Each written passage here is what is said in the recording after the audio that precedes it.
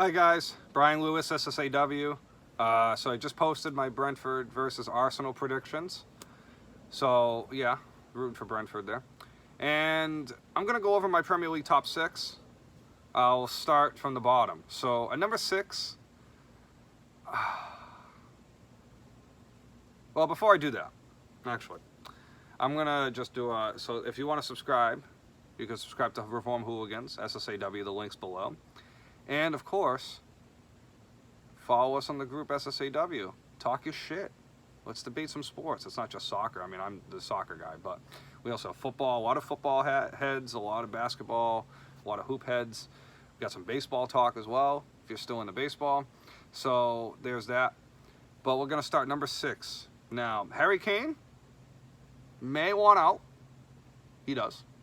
He's not going to leave now. So I think as long as Harry Kane's still on the roster, you bring in Nuno Santo as the manager to replace Jose Mourinho and Ryan Mason, who is the interim coach. Why fire a coach the week before a cup final is the total Spurs thing to do. So this is the way I'm looking at it right now. I look at Spurs roster. You have Harry Kane. You have Heung-min Son.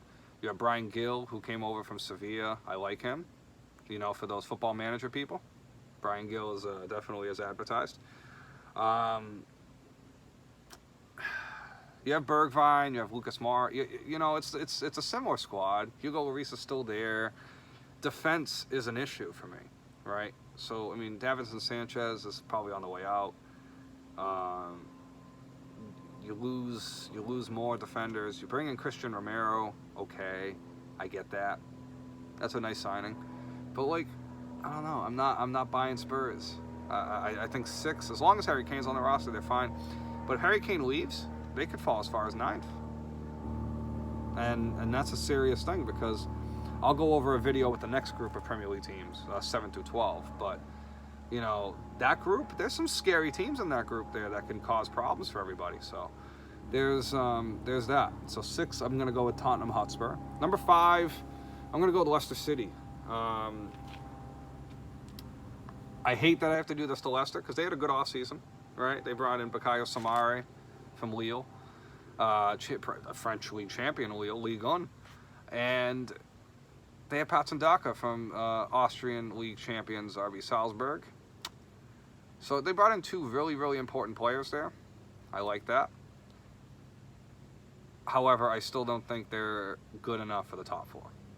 And I'll go over exactly why with the top 4. But as far as the team goes, I think we're going to see more of Kalichi and Iheanacho. Patson Daka, Jamie Vardy's probably going to alternate more with his age getting up there. I like the 3 of them. They're all 3 very different players. Daka's going to give you the pace. I think even a 2-striker setup between Iheanacho and Daka could work if Vardy doesn't play.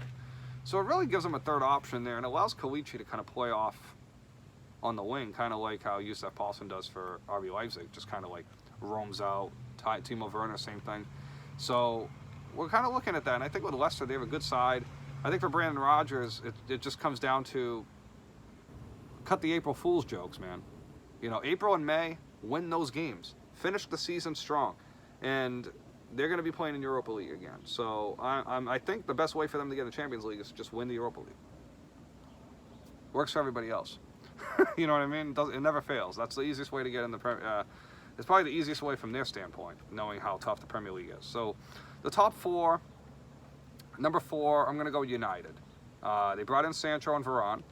Now, they did not get Wilfred Ndidi, but I do feel as if United fans should be a little optimistic, because I think even though 4th doesn't sound great, I think they'll look better. I think there'll be a little bit more separation between 4th and 5th if they actually play to their capabilities. The only problem is there's no Rashford to open the season. Cavani is older. I don't know if I trust him or not. I definitely don't like Martial as a number 9. I mean, if Mason Greenwood can come on and secure that spot, great. That's the best case scenario, in my opinion, for Manchester United. But I mean, the De Gea Henderson situation, they signed that stupid contract. And I can't believe they signed that stupid contract with De Gea. But it is what it is. Always going to be gunning for Erling Haaland next offseason. So good luck against Bayern Munich there. And never mind Real Madrid and Barcelona. So that's number 4. Number 3, I'm going to go with Chelsea. And the reason I have Chelsea at third, quite simply, and I mean this quite simply, is they brought in Lukaku.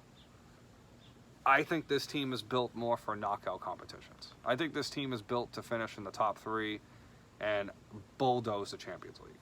That's the way this team's built. Tuchel looks that way, and it's funny how Tuchel gets fired at PSG and yet wins the Champions League with Chelsea. I find that absolutely hysterical.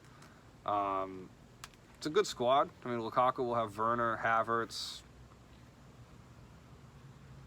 Pulisic, Ziyech. You have Jorginho, Mount, Conte.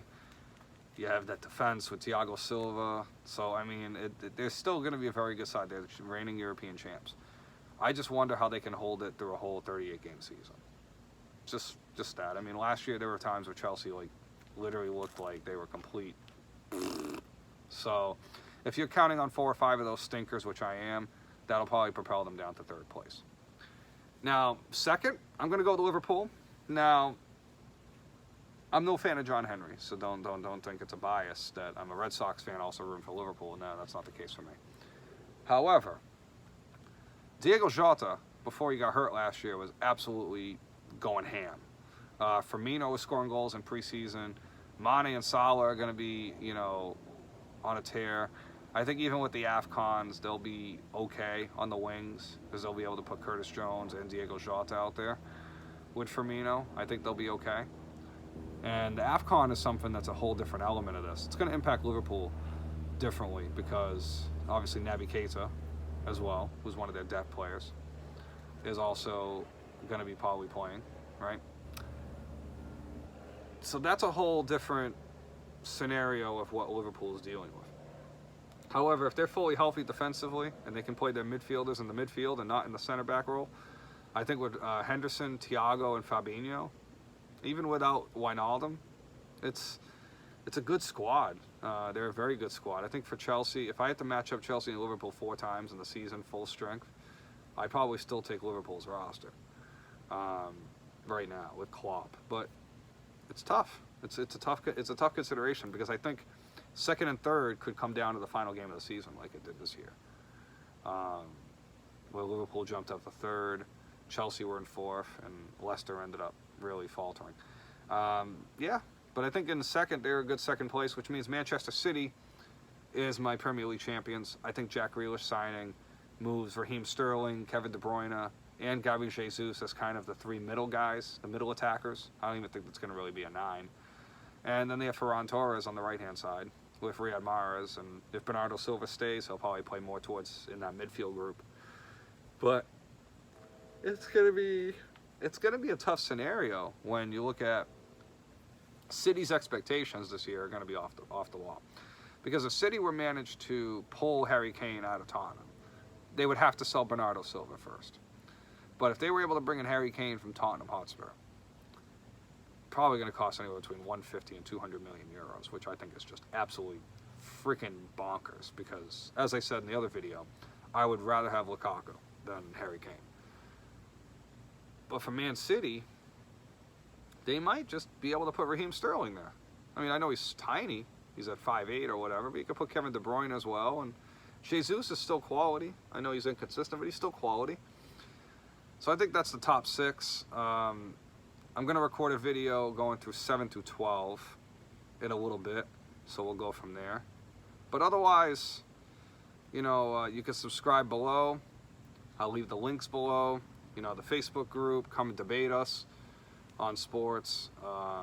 SSAW podcast, Just Reform Hooligans, never mind, Cover Zero, Diamond Talk, Full Court Press.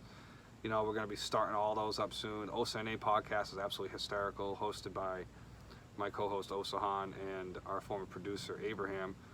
They're hilarious. That's a good show. Good people. So, check us out, SSAW. This is Brian Lewis, and coming from the Boston area, if the Celtics shirt wasn't a giveaway. And let's have a fun season. I hope your team don't get relegated. And for those teams aiming for Europe, y'all can't make Europe. Just hope to stay. Don't get swallowed. Have a nice day.